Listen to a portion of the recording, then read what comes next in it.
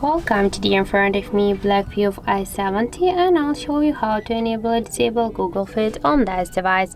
So as you can see, in our case the Google Discover is turned on, and now just if you want to turn it off, you should hold for a while your device home screen and then click here on the home settings.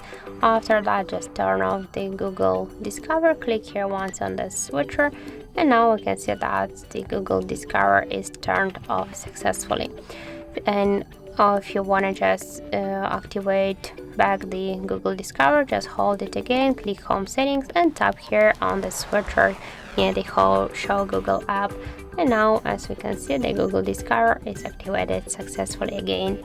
So that's it. Thank you for watching, and if you find this video helpful, don't forget to leave a like, comment and to subscribe our channel.